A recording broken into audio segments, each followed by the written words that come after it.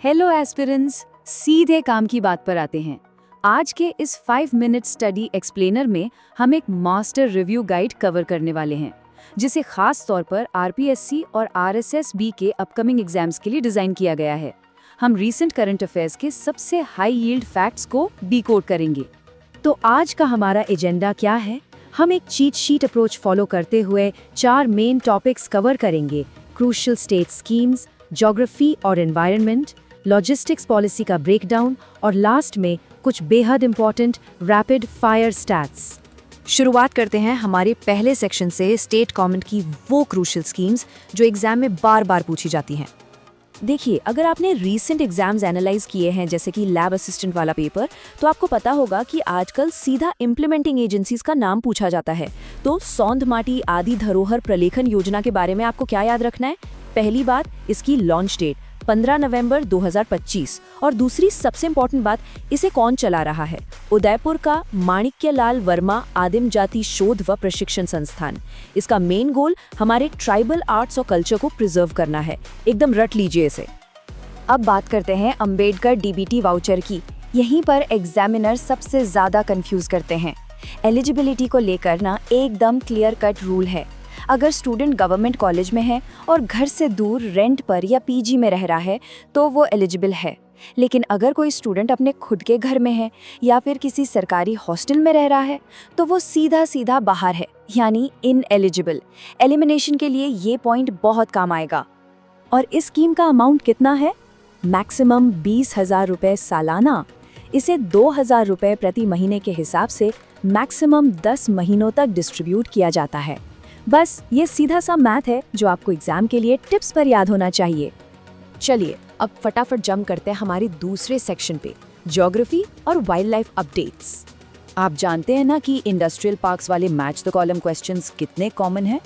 तो spice parks की बात करें तो एक आपको मिलेगा जोधपुर के मथानिया यानी तिवरी में और दूसरा है कोटा की रामगंज मंडी में।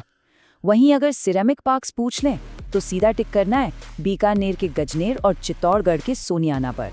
ये लोकेशंस सीधा स्कोर दिलाएंगी। अब जरा एफएसटीपी यानी फिकल स्लज ट्रीटमेंट प्लांट्स के क्रोनोलॉजिकल रोल आउट पर नजर डालते हैं। पहला प्लांट दौसा के लालसोट में लगा, दूसरा सीकर के खंडेला और सांबर एरिया में।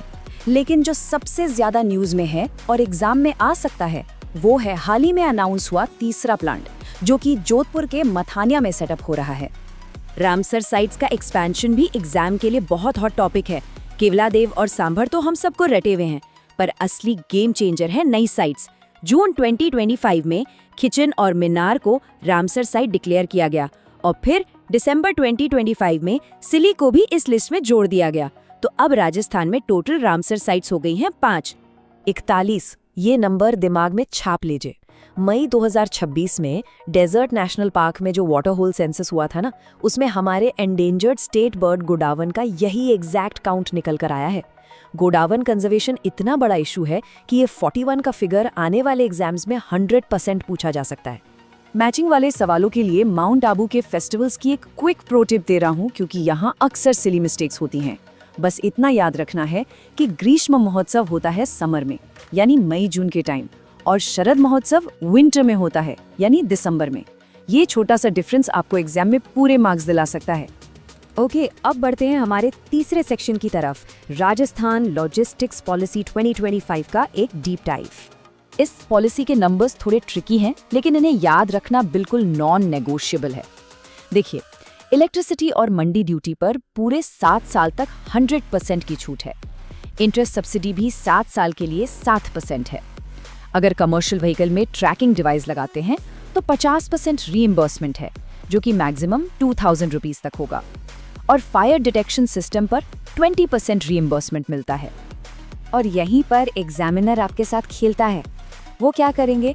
फायर डिटेक्शन सिस्टम की लिमिट को इंटरेस्ट सब्सिडी से स्वैप कर देंगे। तो इसे एकदम क्लियर रखिए।